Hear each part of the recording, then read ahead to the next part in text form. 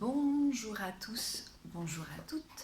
Nous allons continuer aujourd'hui une deuxième vidéo sur les troubles de la personnalité.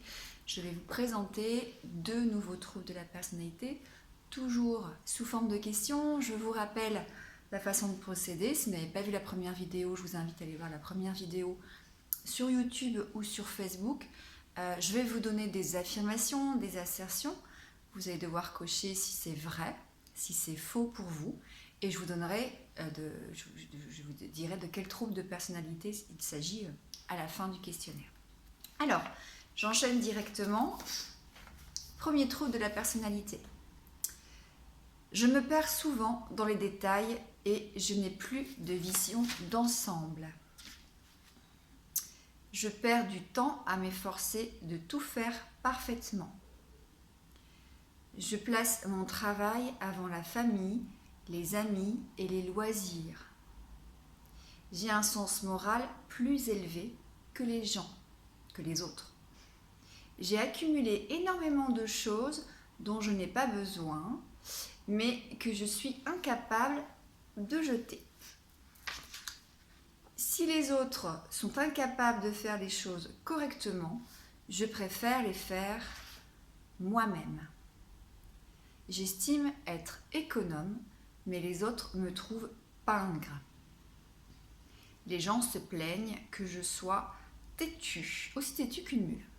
Donc ça, c'est le premier trouble de la personnalité. Donc je vous laisse voir si cela correspond à votre personnalité ou pas. Et puis j'enchaîne directement sur le deuxième trouble. Alors, je sais que si je les laisse faire, les gens vont profiter de moi ou chercher à me tromper. Je me demande souvent si les gens que je connais sont dignes de confiance. Les autres vont utiliser ce que je dis contre moi. Je suis très attentif à déterminer la signification réelle de ce que les autres disent. Je n'oublie pas et je ne pardonne jamais à ceux qui m'ont fait du mal. Je ne perds pas mon temps à répliquer aux gens qui m'insultent. Je me demande souvent si ma femme, mon mari, mon ami, mon conjoint m'a trompé. Voilà, deuxième trouble de la personnalité. Le premier trouble de la personnalité, c'est le trouble de la personnalité obsessionnelle compulsif. Le deuxième, c'est le trouble de la personnalité paranoïaque. Alors, encore une fois, comme j'expliquais dans la première vidéo, ne tirez pas de conclusions hâtives. Bien évidemment, il faut que vous ayez développé ce trouble depuis l'âge de la petite enfance et que ça ait depuis l'âge de 18 ans, c'est une façon de faire de votre personnalité, une façon de penser, de vous comporter, et non pas des comportements que vous avez mis en place suite à des situations de vie malheureuses ou des choses qui se sont répétées. Dans ce cas-là, ça ne serait pas la même chose.